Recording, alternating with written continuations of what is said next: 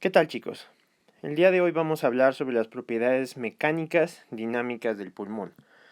Y vamos a empezar haciendo una referencia importante al video previo de propiedades estáticas para tratar de ver cuáles son las diferencias que nosotros vamos a observar entre cada una de ellas.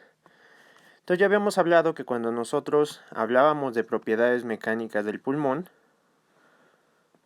nosotros nos íbamos a encontrar con dos escenarios. Un escenario donde nosotros en condiciones estáticas no íbamos a observar flujo de aire, y otro donde nosotros íbamos ya a observar flujo de aire y íbamos a estar hablando propiamente de las propiedades dinámicas.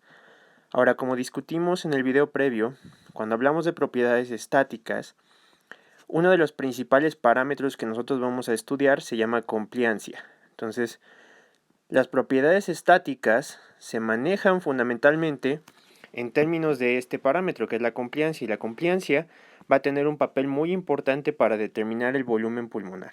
Entonces, a final de cuentas, las propiedades estáticas se van a enfocar más en el volumen pulmonar, en cómo se prepara el pulmón para recibir el flujo de aire, ¿sale? En cambio, las propiedades dinámicas se van a fijar más en el flujo de aire precisamente. Y este flujo de aire es lo que va a determinar que ocurra precisamente el ciclo respiratorio. Entonces, ahora que ya determinamos cuáles son los factores que condicionan la preparación del pulmón para recibir el flujo de aire, vamos a ver adecuadamente qué es lo que determina el flujo de aire. Entonces, aquí tenemos una tabla que compara las propiedades estáticas y dinámicas del pulmón. Entonces, desde el punto de vista anatómico, cuando nosotros nos enfocamos en propiedades estáticas, de lo que estamos hablando es de los alvéolos. Entonces esa es la primera diferencia. Las propiedades estáticas se enfocan en los alvéolos y entonces ya discutimos algunos conceptos como la tensión superficial, como el surfactante, como la compliancia, como la histeresis, como la presión transpulmonar y cómo todo eso influye en la función alveolar. En cambio, en las propiedades dinámicas, como lo que nos interesa es el flujo, nos vamos a fijar más en las vías de conducción, ¿sale? Entonces vamos a ver algunas propiedades que van a caer en un análogo de la hemodinamia de fisiología cardiovascular, que le podemos llamar aquí, aunque ese no es el nombre formal, aerodinamia, ¿sale? Y ahorita vamos a especificar algunos de los principios aerodinámicos que nos van a ayudar a entender la forma en que el flujo de aire se va a mover a lo largo del sistema respiratorio. Lo que nosotros buscamos evaluar de forma clave desde el punto de vista estático, como comentamos hace un momento, es la compliancia. Y ahora, uno de los parámetros que más va a determinar el flujo de aire va a ser en este caso la resistencia de la vía aérea. Entonces ahorita vamos a discutir algunos conceptos básicos de la resistencia de la vía aérea. Cuando nosotros nos enfocamos en propiedades estáticas, hablamos mucho de la presión transpulmonar. Ya vimos que la presión transpulmonar se define como la diferencia entre la presión alveolar y la presión intrapleural. Cuando hablamos de propiedades dinámicas, más que la presión transpulmonar, como lo que más determina el flujo de aire es el gradiente que existe entre los alveolos y la atmósfera, como vamos a ver en un momento, el parámetro que más nos interesa evaluar es la presión alveolar.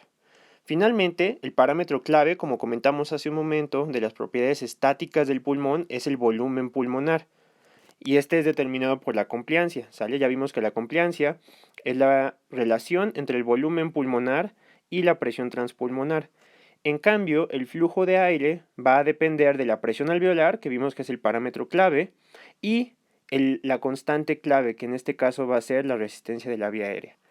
Y ahora quiero introducir dos patologías que van a tener que ver una con propiedades estáticas y otra más con propiedades dinámicas y que se van a discutir a lo largo de todo el curso de fisiología respiratoria.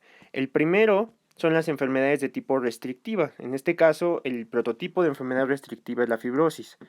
En la fibrosis, y esto ya lo comentamos un poco en el video previo, lo que se observa es una disminución de la compliancia, ¿sale? Entonces se afectan sobre todo las propiedades estáticas del pulmón. En las enfermedades obstructivas, lo que se observa es sobre todo un cambio en la resistencia de la vía aérea, por lo tanto afecta más las propiedades dinámicas. En este caso nosotros vamos a tener como prototipos al EPOC y al asma, ¿sale? Entonces cuando hablemos de enfermedades restrictivas, son enfermedades que afectan sobre todo las propiedades estáticas del pulmón, disminuyendo la compliancia, y las enfermedades obstructivas afectan sobre todo la resistencia de la vía aérea, la cual fundamentalmente afecta el flujo de aire, ¿sale? Entonces vamos a definir algunos conceptos de aerodinámica que nos van a ayudar a entender las propiedades dinámicas del pulmón. Primero vamos a definir flujo de aire. Entonces el flujo lo vamos a escribir como una V, pero le vamos a poner un puntito arriba. Este puntito lo que nos indica es que es dependiente de tiempo, ¿sale? Entonces, al igual que nosotros definimos para el caso del flujo sanguíneo, nosotros vamos a definir el flujo de aire a partir de dos parámetros clave. La diferencia de presión y la resistencia, en este caso va a ser la resistencia de la vía aérea, que voy a escribir como VA, ¿sale? Ahora, cuando nosotros hablamos de diferencia de presión en un vaso es entre dos puntos. En la vía aérea vamos a hablar nosotros de la presión atmosférica y, al principio vamos a hablar de la presión alveolar o PA mayúscula menos la presión atmosférica o presión barométrica, ¿sale? Entonces este gradiente de presión el que existe entre los alvéolos y la atmósfera es lo que nos va a ayudar a determinar la diferencia de presión que va a ser directamente proporcional al flujo. Por otro lado, tenemos nosotros a la resistencia de la vía aérea.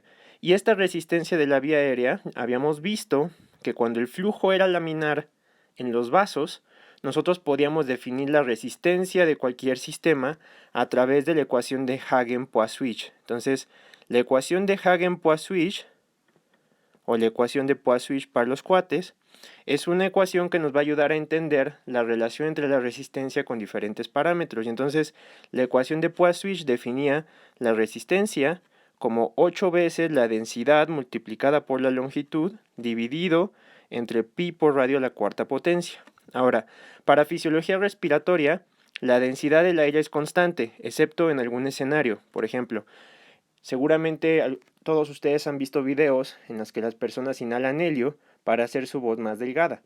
El helio es un gas considerablemente más denso y más viscoso de lo que es el oxígeno o el aire atmosférico. Al ser más denso y más viscoso, eso hace que el ruido, los sonidos, las ondas de sonido viajen mucho más rápido a través del helio que a través del aire, lo cual va a condicionar que la voz se oiga muchísimo más aguda cuando se inhala helio. Esto también puede hacer que haya mayor resistencia al flujo de aire cuando se inhala helio. Sin embargo, en condiciones normales, nosotros no inhalamos helio. Entonces estos parámetros no se van a ver afectados. Al igual que en la fisiología cardiovascular, el principal parámetro que se va a afectar es la resistencia indagada por el radio de la vía aérea. De tal suerte que si nosotros tenemos una vía aérea de este tamaño, déjeme poner primero un grande, una vía aérea grande y nosotros causamos que esa vía aérea baje de tamaño, a lo cual nosotros le vamos a llamar broncoconstricción, nosotros vamos a ver un aumento muy marcado en la resistencia al flujo de aire. Entonces, una de las formas en que la vía aérea modifica el flujo de aire va a ser modificando el radio, ¿sale? Ahora, nosotros habíamos visto que la resistencia en los vasos podía ser uno de los determinantes más importantes de que el flujo dentro de un vaso tuviera un flujo laminar o un flujo turbulento. Nada más para recordar, cuando nosotros hablamos de un flujo laminar en el término de un vaso y veíamos el movimiento de un fluido, nosotros veíamos que cerca de la pared, debido a que hay fuerza de cizallamiento, la velocidad o la velocidad de flujo en teoría debería de ser igual a 0. Y a partir de esto se formaba como una parábola, donde la capa más central de sangre, a través del flujo laminar, era la que tenía la mayor velocidad, ¿sale? Ahora en el aire vamos a ver que esto es un poco más complicado, primero porque no tiene elementos que ayuden a que se organice un flujo laminar como el que se organiza en el caso de los vasos sanguíneos, y segundo porque la ecuación de Hagen-Poiseuille, por ejemplo, se diseñó para vasos rígidos que no tuvieran ninguna vertiente y que no tuvieran flexibilidad. Esto no ocurre con la vía aérea viola todos esos principios. Por lo tanto, la probabilidad de flujo laminar cambia muchísimo cuando nosotros estamos en la vía aérea que cuando nosotros estamos en los vasos. Si ustedes recuerdan de la clase de hemodinamia, nosotros podíamos evaluar la probabilidad de flujo turbulento mediante el número de Reynolds, ¿sale? Y el número de Reynolds era una ecuación que dependía del radio del vaso, de la velocidad del flujo, de la densidad, que voy a escribir así con una letra P, y de la viscosidad del fluido, ¿sale? Entonces, nosotros teníamos un número de Reynolds, recordamos que el umbral estaba entre 2000 y 3000, y que cuando caía por debajo de 2000 aumentaba muchísimo la velocidad de flujo turbulento, y solo cuando era mayor a 3000 nosotros no teníamos probabilidad de flujo turbulento. Pues bueno, el número de Reynolds en la vía aérea va a cambiar muchísimo, ¿sale? En la vía aérea, un número de Reynolds menor a 1 indica probabilidad de flujo laminar. Entonces nosotros no vamos a observar flujo laminar de forma fisiológica en la vía aérea. Pero también de forma muy importante, nosotros vamos a observar que el tipo de flujo que va a ocurrir no va a ser tampoco turbulento. El tipo de flujo que nosotros vamos a observar en la vía aérea va a ser un flujo que le vamos a llamar flujo transicional. ¿Sale? Ahora, ¿por qué es importante saber que el flujo transicional es importante en la vía aérea? Esto tiene que ver con el esfuerzo que uno requeriría para generar nuestro gradiente de presión para mantener el flujo de aire en la vía aérea. Entonces, comparativamente hablando, el flujo laminar, si nosotros comparamos en este sentido los diferentes tipos de flujo, ya sea el laminar, el transicional y el turbulento, en función de la cantidad de energía que uno necesitaría para poder generar el gradiente de presión necesario para que se mueva el aire, nosotros vamos a tener que el laminar es el que requiere menos energía comparado con el turbulento. Sin embargo, por la propia estructura de la vía aérea, el flujo laminar es muy poco probable y entonces el flujo transicional nos ofrece un compromiso justo para que podamos tener suficiente flujo de aire a una baja resistencia, ¿sale? Entonces aquí tenemos una imagen en la que nosotros vamos a ver cómo se lleva a cabo el flujo. Este sería un flujo laminar, ¿sale? Que es lo que nosotros observamos, un vector de velocidad cambiado, mucho más bajo hacia las paredes por la interacción entre las moléculas y mucho más rápido en el centro.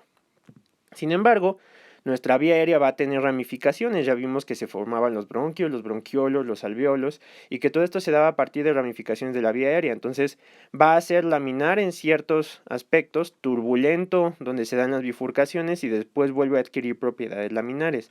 Este flujo transicional es ideal para la vía aérea porque va a permitir la movilización rápida del flujo de aire a lo largo de los diferentes compartimentos de la vía aérea. Y el flujo turbulento pues es el menos energéticamente eficiente, ¿sale? De hecho, en la vía aérea nosotros solamente vamos a observar flujo turbulento en la tráquea. Entonces, el flujo turbulento en realidad tiene muy baja probabilidad y solamente lo vamos a observar con alta frecuencia en la tráquea, ¿sale? La mayor parte del flujo a lo largo de la vía aérea va a tener propiedades de tipo transicional. Ahora, acabamos de ver que para que nosotros tengamos flujo, necesitamos generar un gradiente entre la presión alveolar y la atmosférica y necesitamos conocer los determinantes de la resistencia de la vía aérea. Ya vimos por la ecuación de Hagen-Poiseuille que el principal determinante va a ser el radio, que cuando pasamos de un radio mayor, que le vamos a llamar aquí R1, a un radio menor, que le vamos a llamar aquí R2, nosotros vamos a tener cambios importantes. Entonces vamos a hablar de algunos de los factores que determinan la resistencia de la vía aérea, ¿sale? Entonces la resistencia de la vía aérea se va a determinar por diferentes factores. Primero vamos a hablar de algunos factores que van a ser de tipo humoral, ¿sale? Entonces, nosotros vamos a ver que la división del sistema nervioso autónomo va a tener un papel muy importante en condicionar el radio de la vía aérea a través de una modificación de la resistencia. Entonces, en el sistema nervioso autónomo nosotros vamos a tener dos tipos de respuestas. Vamos a tener respuestas mediadas por acetilcolina y estas respuestas mediadas por acetilcolina van a actuar a través de receptores de tipo muscarínico, particularmente a través de receptores M3. La activación de estos receptores M3 va a inducir broncoconstricción, ¿sale? Entonces la activación mediante acetilcolina va a inducir broncoconstricción y por lo tanto, de esto lo voy a poner como BC. La broncoconstricción va a disminuir el radio de la vía aérea y va a aumentar la resistencia. Entonces, acetilcolina aumenta la resistencia en la vía aérea. Por otro lado, nosotros tenemos a epinefrina, que más que noradrenalina, porque noradrenalina no es tan buen agonista de los receptores de tipo beta 2. Los receptores beta 2 adrenérgicos se expresan en el músculo liso bronquial y son el blanco farmacológico de acción de un fármaco que se llama salbutamol, que es uno de los fármacos más usados para el tratamiento del asma y del EPOC. El agonismo del receptor adrenérgico beta 2 induce broncodilatación, ¿sale? Entonces, por ejemplo, cuando una persona utiliza salbutamol, el salbutamol activa receptores beta 2 y estos receptores beta 2 inducen broncodilatación y por lo tanto disminuyen la resistencia de la vía aérea, ¿sale? Entonces estos factores van a intervenir de manera muy importante modificando la respuesta de la vía aérea, ¿sale? De hecho, nosotros también podemos antagonizar los receptores M3. Uno de los fármacos más utilizados que lo que hacen es bloquear este receptor es el bromuro de ipratropio, ¿sale? Entonces el bromuro de ipratropio es un antagonista de receptores M3 y va a inducir, al bloquear el receptor M3, induce broncodilatación, ¿sale? Porque recuerden que la activación del M3 normalmente induce broncoconstricción. En los factores humorales vamos a encontrar algunos otros factores, como los leucotrienos, en particular leucotrieno 4 y LTD4. Y estos leucotrienos van a inducir igualmente broncoconstricción, ¿sale? Vamos a tener nosotros también fármacos que van a actuar directamente como antagonistas de leucotrienos y también se van a usar como ayudantes farmacológicos para el asma. Vamos a encontrar aquí al montelukast, ¿sale? Entonces el montelukast lo que va a hacer es que va a inhibir a los leucotrienos o los receptores de leucotrienos y no va a permitir que induzcan broncoconstricción, sino broncodilatación. Y finalmente tenemos a la histamina, y la histamina también va a inducir broncoconstricción, sin embargo, no se ha utilizado como un blanco farmacológico muy importante en el asma. Ahora, se ha descrito recientemente, vimos nosotros en fisiología renal, a un receptor acoplado a proteína G, que es el receptor sensor de calcio, y entonces los trabajos de una doctora, que es la doctora Daniela Riccardi, que los ha formulado en la Universidad de Gales, lo que han visto es que la activación del receptor sensor de calcio puede inducir broncoconstricción.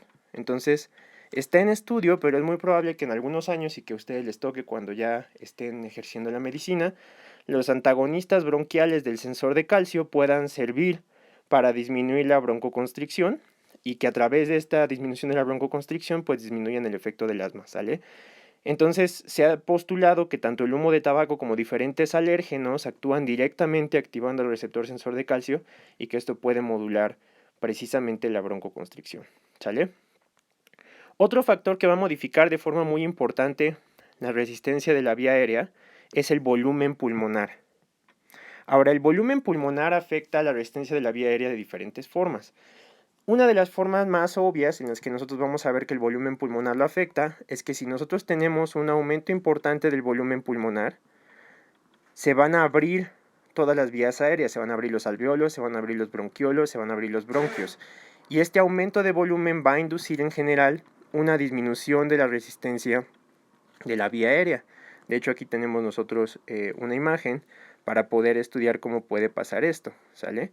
Entonces, nosotros ya habíamos visto que cuando nosotros tenemos cambios en el volumen pulmonar, en propiedades estáticas, esto está muy ampliamente relacionado con la compliancia, ¿sale?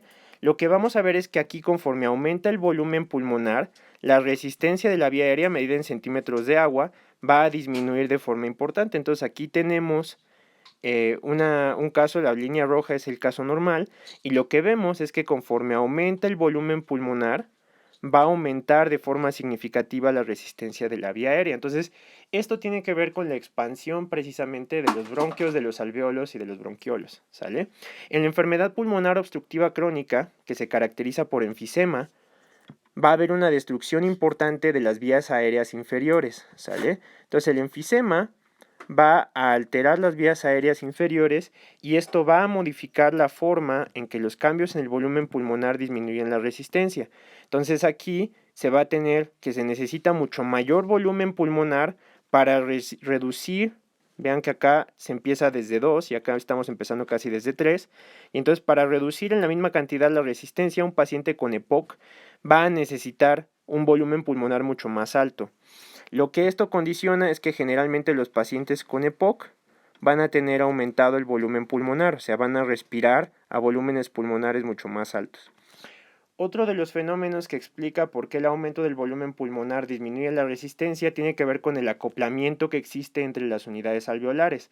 Aquí esto que parece un panal son los alvéolos. Entonces aquí tenemos un corte transversal de los alvéolos a lo largo de diferentes parámetros de diferentes cortes pulmonares.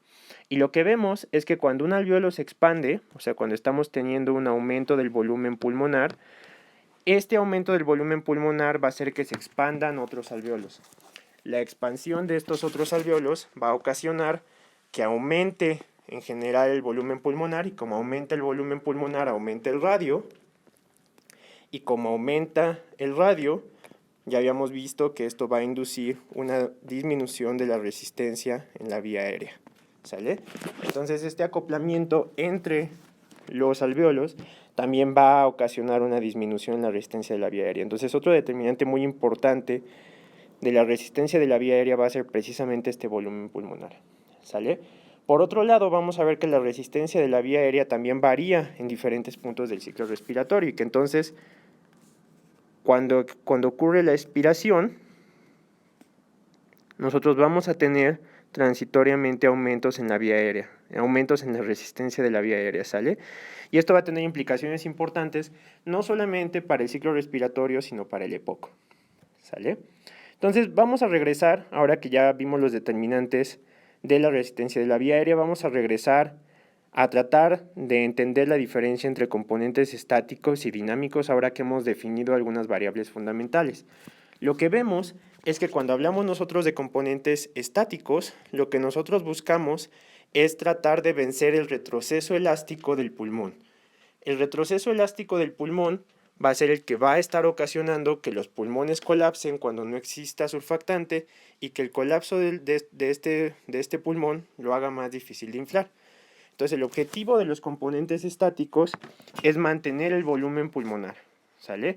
Y ya vimos que esto lo hace a través de mantener una presión transpulmonar constante. Entonces acá tenemos una gráfica donde vemos que el volumen pulmonar se modifica en función de la presión transpulmonar. Este es un repaso de lo que vimos la clase pasada.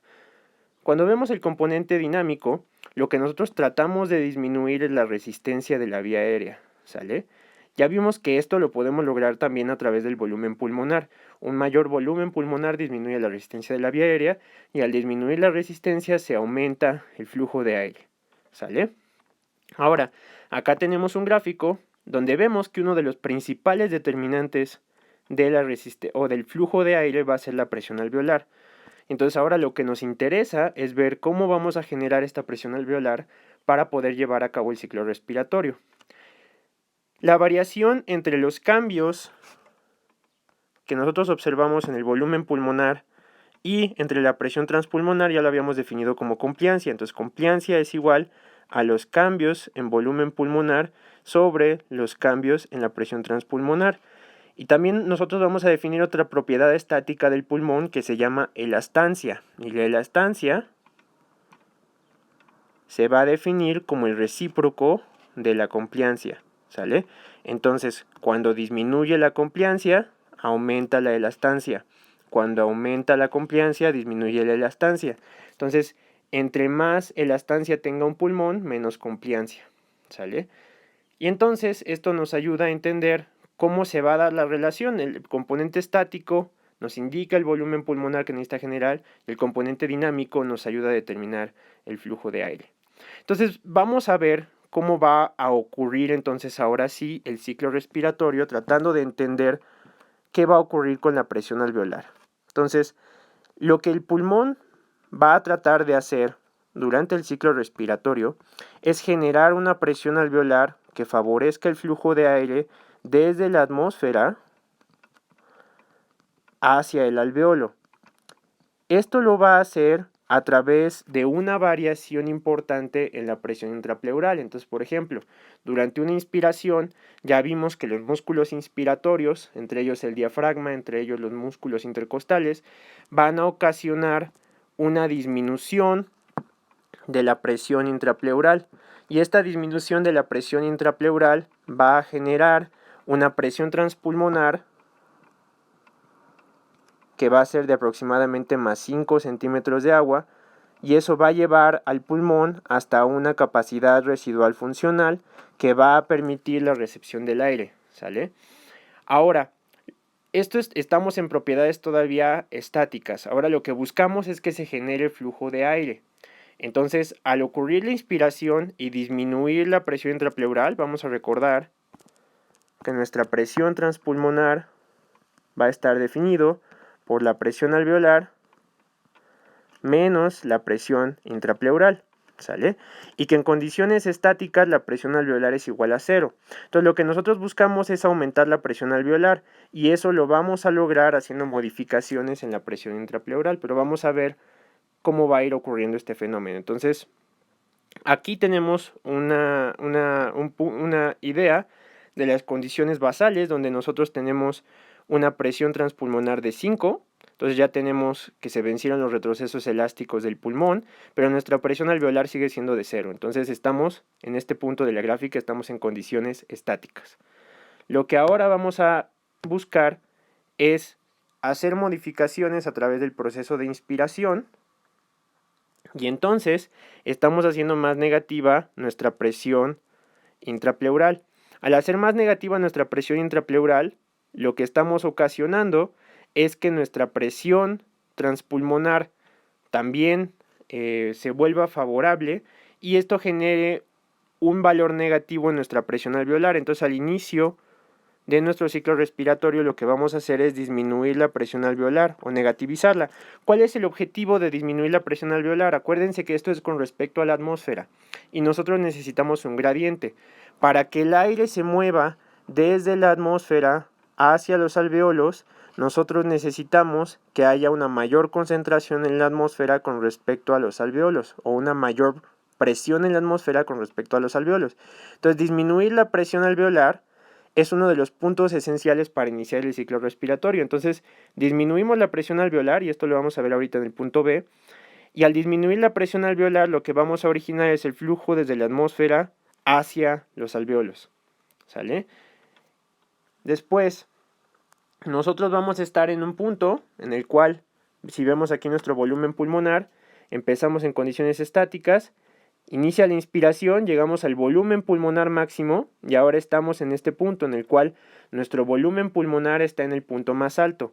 Como ya se venció el gradiente que favoreció la entrada de oxígeno desde la atmósfera hasta los alveolos, la presión alveolar regresa de nuevo a 0. La presión intrapleural sigue en su punto de negativización porque estamos al final de la inspiración, y la presión transpulmonar, como la presión alveolar volvió a ser 0, es exactamente igual a la negativa de la presión intrapleural, ¿sale? Entonces ahora lo que necesitamos es que ocurra lo opuesto. Si ahora necesitamos que el aire fluya desde el alveolo hacia la atmósfera, necesitamos que la presión alveolar ahora se vuelva positiva o que aumente, ¿sale? Entonces ahora lo que buscamos es un aumento de la presión alveolar. ¿Cómo vamos a hacer un aumento de la presión alveolar? Pues bueno, como nosotros vamos a disminuir el volumen del tórax, al disminuir el volumen del tórax va a caer la presión intrapleural, ¿sale? Entonces vamos a disminuir la presión intrapleural, y al disminuir la presión intrapleural va a disminuir precisamente este gradiente, y lo va a hacer más positivo para la presión alveolar. Entonces la presión alveolar se vuelve positiva, y esto va a favorecer que ahora la presión en el alveolo sea mayor a la atmósfera, y por lo tanto se facilite la salida de aire. Entonces durante la expiración la presión alveolar se vuelve positiva. Durante la inspiración la presión alveolar se vuelve negativa, ¿sale? Entonces en lo que más va a gastar energía nuestro pulmón va a ser en generar esta presión intrapleural necesaria para el movimiento. Entonces vamos a estudiar cómo se da durante el ciclo respiratorio los cambios en diferentes parámetros, tanto estáticos como dinámicos. Entonces aquí estamos, propiedades estáticas del pulmón. inicia la inspiración. Como inicia la inspiración se vuelve negativa la presión alveolar, empieza a subir el volumen pulmonar. Recordemos que el volumen pulmonar llega hasta un máximo y no trasciende más allá, no importa cuánto aumentemos la presión transpulmonar. Y entonces ya estamos nosotros en nuestra capacidad pulmonar total, ¿sale? Bueno, aquí si estamos en un volumen corriente, estaríamos al tope del volumen corriente, ¿no? Más o menos el volumen corriente equivale aproximadamente a 500 mililitros de aire, ¿sale? Entonces, lo que nosotros vamos a observar es que ya llegamos a esta mayor capacidad pulmonar y ahora en este punto, cuando empieza la expiración, pues disminuye y regresa hasta las condiciones basales. Entonces, esta modificación de 500 mililitros es el volumen corriente que nosotros vamos a observar durante una respiración. Acá tenemos ahora la presión intrapleural y tenemos la presión transpulmonar. Entonces, en verde vemos la presión intrapleural y lo que vemos es que se negativiza durante la inspiración, se mantiene negativo durante toda la inspiración y después se vuelve menos negativo o se positiviza durante la expiración.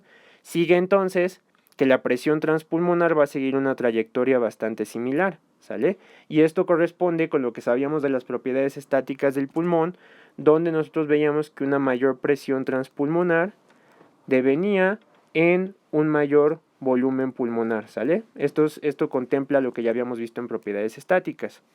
Ahora vamos a ver qué pasa con la presión alveolar. La presión alveolar, estamos aquí al inicio del ciclo respiratorio, se da la inspiración y para que se dé la inspiración se negativiza la presión alveolar.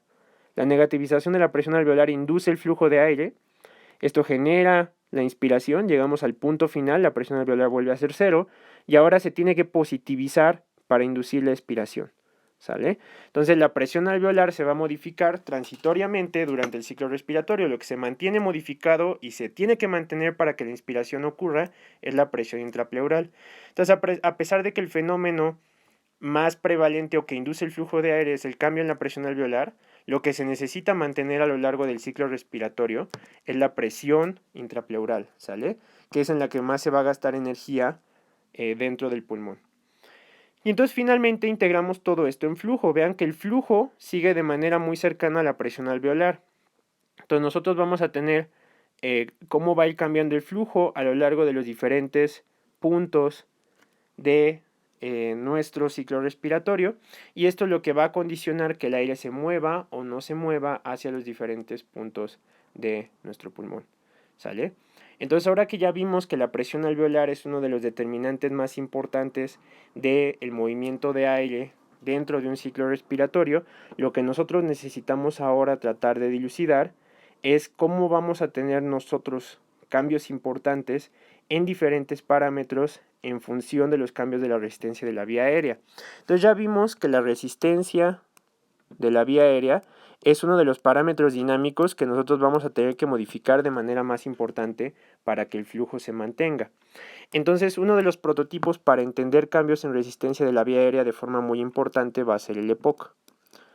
Cuando nosotros estudiamos cómo varía la resistencia de la vía aérea en diferentes puntos del aparato respiratorio, nos va a sorprender mucho ver que la mayor parte de la resistencia de la vía aérea ocurre en realidad en las vías de conducción.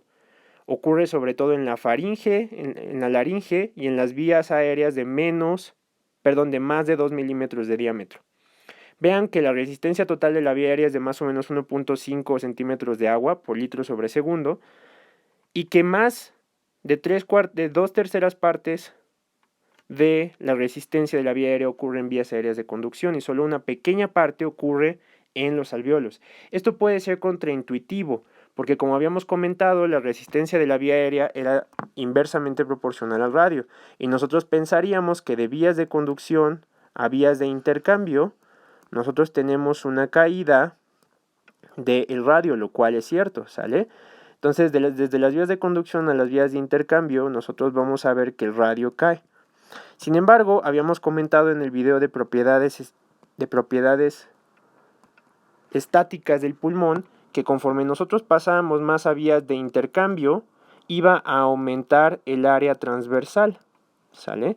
Y si recordamos de nuestras clases de hemodinamia, cuando nosotros tenemos vasos en paralelo, la resistencia total del sistema se va a medir como 1 sobre la resistencia, lo cual va a ser igual a la suma de todas las resistencias menores, ¿sale?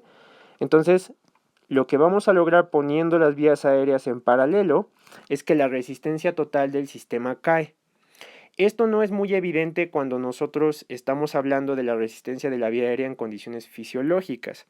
Pero sí, en efecto, lo que nosotros queremos es que cuando ya llegamos a los alvéolos la resistencia sea baja para que llegue hasta el área de intercambio gaseoso. Pero vean lo que pasa con el EPOC. Acá tenemos al EPOC, ¿sale? Entonces en el EPOC lo que nosotros vamos a observar es que a pesar de que estamos diciendo que el EPOC en teoría aumentaba la resistencia de la vía aérea, el aumento en la resistencia de la vía aérea no va a ocurrir en las primeras vías de conducción. No va a ocurrir de forma muy importante en la faringe y en la laringe, quizá un poco en las vías de conducción mayores a 2 milímetros, pero la ocurrencia va a ser muy marcada en las vías de conducción menores a 2 milímetros de diámetro. Entonces, este aumento en la resistencia de la vía aérea en este segmento es lo que va a explicar por qué la resistencia al flujo de aire es tan importante en los pacientes con EPOC, porque va a ocurrir sobre todo en las vías donde ocurre intercambio gaseoso, ¿sale?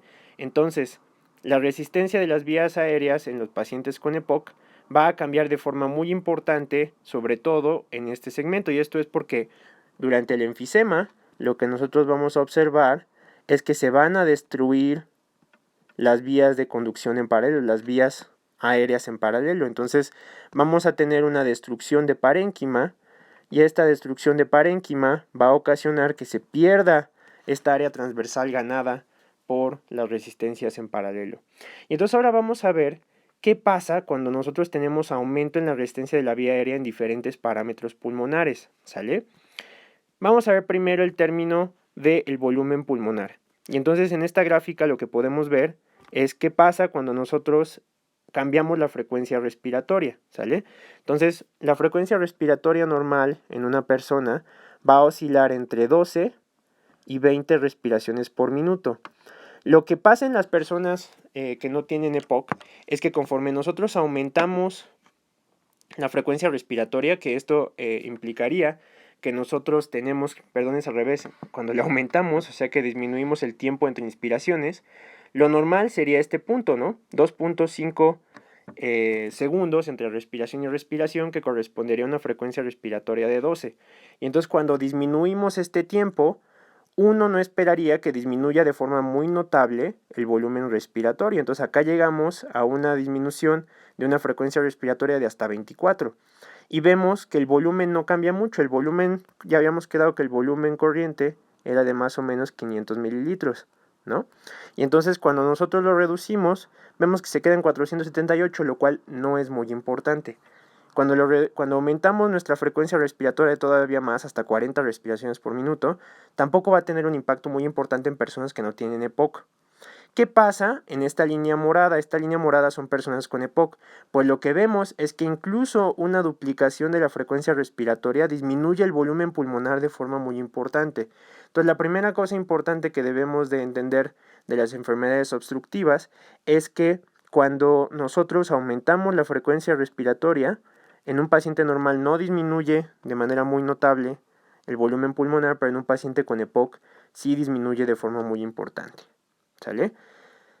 Ahora, ¿qué le va a pasar al volumen corriente? ¿Sale? El volumen corriente nos va a ayudar a entender cómo nosotros vamos a manejar el aire durante un ciclo respiratorio normal.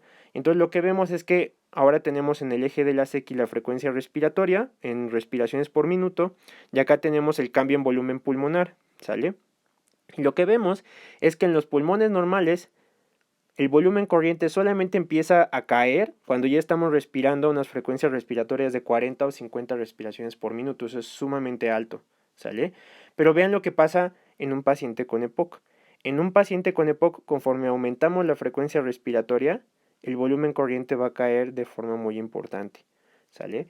Entonces, una enfermedad obstructiva como el EPOC va a modificar de forma muy importante el volumen corriente y por lo tanto esto va a representar una mayor dificultad para el intercambio. Entonces, las enfermedades obstructivas van a generar de forma muy importante una caída también del volumen corriente, ¿sale? Y finalmente, esta es una representación ya propiamente vista del volumen corriente a lo largo del tiempo. Y y entonces lo que nosotros vamos a ver es que progresivamente nuestro volumen corriente se va a ir haciendo cada vez más pequeño conforme aumentamos la resistencia de la vía aérea. Entonces, la idea general que se les debe quedar es que cuando nosotros tenemos a un paciente que tiene condiciones normales, una mayor de la resistencia de la vía aérea, como pudiera ocurrir durante la expiración, no va a tener un efecto tan importante en la fisiología pulmonar. Sin embargo, cuando existe una enfermedad obstructiva como el EPOC o como el asma, la capacidad de los pulmones para adaptarse se va a hacer cada vez más difícil y esto va a ser todavía peor cuando nosotros tenemos un aumento en la frecuencia respiratoria, ¿sale? Es por eso que el EPOC, que es una de las condiciones deleterias asociadas al consumo de tabaco, pero que no recibe tanta publicidad como el cáncer y que es mucho más prevalente, es una de las enfermedades o complicaciones del consumo de tabaco o exposición a humo de leña más importantes de la fisiología pulmonar, ¿sale? Ahora, vamos a tratar de entender cómo nosotros vamos a tener cambios en diferentes parámetros respiratorios conforme nosotros inspiramos y expiramos. O sea, cómo va a cambiar la dinámica de la resistencia de la vía aérea durante diferentes puntos del ciclo respiratorio. Entonces vamos a empezar con esta imagen que vamos a estar nosotros en condiciones estáticas. Y entonces recuerden que cuando estamos en condiciones estáticas, la presión alveolar, ¿sale? Debe de ser igual a 0, que es esta línea que vemos aquí, ¿sale? Entonces no debe de haber flujo de aire. Entonces ahí la presión alveolar es 0, la presión transpulmonar es 5 y no hay flujo de aire, ¿sale? Esto no está pasando. ¿Qué pasa durante la inspiración? Durante la inspiración ya quedamos que se genera una presión alveolar negativa. Esta presión alveolar negativa es la que moviliza el aire desde la atmósfera y hacia los pulmones, ¿sale? Y esto se da por una negativización de la presión alveolar. ¿Qué va a estar pasando con la presión en diferentes segmentos de la vía aérea y cómo se va a modificar de manera importante la vía aérea? Pues lo que vamos a ver es que las vías de conducción se van a dilatar, ¿sale? Eso va un poco en relación y en función de lo que nosotros veíamos, de que cuando aumentaba el volumen pulmonar disminuía la resistencia. ¿Qué va a pasar durante la expiración? Durante la expiración, como se produce una presión alveolar positiva, esto va a generar un colapso relativo de las vías aéreas previas. ¿Esto por qué? Porque como aquí tenemos una presión alveolar positiva, a lo largo de la vía aérea esto va a ir disminuyendo, tal cual que a la boca debe de ser cercano a 0, ¿sale? Entonces aquí vemos que va de 15, después baja a 12, 8, 4, y entonces la presión transpulmonar se va a ir volviendo progresivamente negativa y esto puede originar un colapso de la vía aérea. ¿Por qué no colapsa nuestra vía aérea durante la expiración? La razón es por la alta cantidad de cartílago en las vías de conducción hasta la generación 16 de los alveolos, y es por eso que es muy importante conocer la histología de las vías aéreas, porque si nosotros no tuviéramos este cartílago acá, o incluso en las enfermedades donde pudiera haber pérdida de cartílago, como pueden ser enfermedades autoinmunes como el escleroderma, nosotros podemos tener colapso de vías aéreas, sobre todo de vías aéreas de conducción, durante la expiración, debido a que se generan estas presiones transmurales negativas que normalmente colapsan las vías aéreas, ¿sale? En el escenario de un paciente con EPOC, ya habíamos quedado que hay una obstrucción al flujo, ¿sale? Entonces, ¿cómo podemos hacer para que no colapse la vía aérea? Ya vimos que, bueno, estos pacientes van a tener mayor probabilidad de que colapse la vía aérea debido a que van a tener alteraciones en el parénquima pulmonar.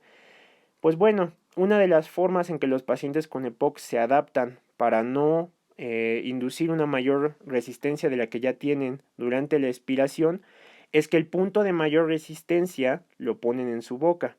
Entonces lo que hacen es que van a apretar sus labios, ¿sale? Entonces lo que se genera es que hacen una válvula de salida, imaginen que esta es la boca, y entonces esto va a generar un área de mayor resistencia justamente en la boca. Y esta área de mayor resistencia al flujo lo que va a hacer es que va a hacer que estos cambios de gradiente que ocurren normalmente, vean que aquí vamos de 15 hasta 4, sean mucho más progresivos y mantengan la presión transpulmonar en valores positivos. Esto básicamente lo que implica es que cuando cierran sus labios hacen una respiración un poco más marcada. Voy a ver si sale el efecto de sonido, pero se oye más o menos así.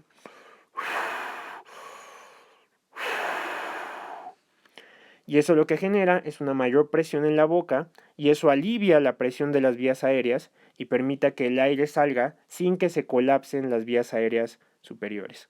¿Sale? Entonces esa es una adaptación que hacen los pacientes con EPOC para poder respirar y para poder mantener mayor estabilidad de sus vías aéreas. ¿Sale? También eso implica que sus expiraciones pues requieren muchísimo más fuerza. Ahora, vamos a ejemplificar nada más por último, un último detalle que es importante considerar, que es el esfuerzo respiratorio. ¿Sale? El esfuerzo respiratorio es algo muy importante porque va a determinar en mayor medida cómo va a responder la vía aérea durante diferentes puntos del ciclo respiratorio. Entonces aquí vamos a ver las condiciones estáticas cuando la presión alveolar es igual a 0. ¿Sale? Entonces cuando la presión alveolar es igual a 0 y nosotros tenemos, en este caso, vean la presión intrapleural, nuestra presión intrapleural se ha vuelto muy negativa, o sea, estamos en una inspiración máxima, estamos al final de una inspiración, y nosotros vamos desde una inspiración máxima, que es este punto, hacia una expiración máxima forzada desde la capacidad pulmonar total, o sea, desde el mayor volumen. Aquí estamos en capacidad pulmonar total, aquí estamos en capacidad inspiratoria máxima, ¿sale? Entonces, desde la capacidad pulmonar total tratamos de hacer una expiración, pues vamos a pasar de una presión alveolar de 0 hasta una presión alveolar de 40, que va a generar la salida de aire muy importante, ¿sale?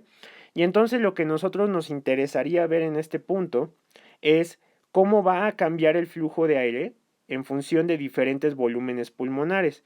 Y entonces aquí tenemos flujo de aire para diferentes volúmenes pulmonares, ¿sale? Y para diferentes grados de esfuerzo respiratorio. Entonces nosotros vamos a ver que cuando nosotros tenemos un mayor volumen pulmonar, vean que más o menos a partir de 3 litros de volumen pulmonar, el flujo va a aumentar de forma más marcada cuando el esfuerzo respiratorio es máximo, ¿sale? Cuando el esfuerzo respiratorio es bajo, no va a aumentar de forma tan importante. Entonces lo primero que debemos de concluir de esta gráfica es que cuando nosotros tenemos un alto esfuerzo respiratorio, que voy a poner como ER, nosotros vamos a aumentar muy marcadamente nuestro flujo de aire, ¿sale? Entonces el flujo aumenta de forma muy marcada cuando hay un mayor esfuerzo respiratorio de forma independiente del volumen pulmonar, ¿sale? Y cuando aquí nosotros pasamos de 3 litros, vean que la presión alveolar ya no necesita aumentar tanto para movilizar el flujo de aire. Sin embargo, para 5 litros sí necesitamos cada vez aumentar más nuestro flujo de aire. Entonces, los pacientes con EPOC van a hacer otra adaptación para poder hacer una movilización a una menor resistencia. Y lo que van a hacer es que van a hacer un atrapamiento de aire, ¿sale? Este atrapamiento de aire o esta mayor compliancia que ya habíamos estudiado en el video previo, inducía que cuando nosotros teníamos una mayor compliancia, pues esto implicaba un mayor volumen pulmonar. Y la pregunta era, ¿y esto no es benéfico? Pues bueno, aquí es donde nos va a quedar clara esta idea. Nosotros vemos que a mayor volumen pulmonar el esfuerzo respiratorio pudiera ser mayor, ¿sale? Y esto va a determinar que se necesite mayor flujo. Entonces a 5 litros, que es más o menos un volumen mucho más aumentado en un paciente con EPOC, para alcanzar el flujo aéreo esperado se necesitaría hacer mucho mayor esfuerzo. Entonces estos pacientes, a pesar de que resuelven su problema de resistencia, porque lo que hacen es que para tener mayor resistencia y expandir la vía aérea aumentan su volumen pulmonar, pues el efecto adverso que se logra en este escenario es que la mayor compliancia que genera un mayor volumen pulmonar para disminuir la resistencia de la vía aérea va a venir a un costo muy alto que va a ser de un mayor esfuerzo respiratorio, ¿sale? Y entonces los pacientes con EPOC se la ven muy difícil, porque no solamente van a tener una mayor tendencia al colapso de la vía aérea durante la expiración, sino que para alcanzar un mismo volumen pulmonar van a tener que hacer un mayor esfuerzo respiratorio. Y eso le va a traer pues una patología que va a causar muchas alteraciones, no solamente en la calidad de vida, sino en la función, ¿sale? Y entonces con esto concluimos las propiedades dinámicas del pulmón y ahora vamos a tratar de adentrarnos más hacia los mecanismos que están involucrados en el transporte y en el intercambio de gases dentro del sistema respiratorio.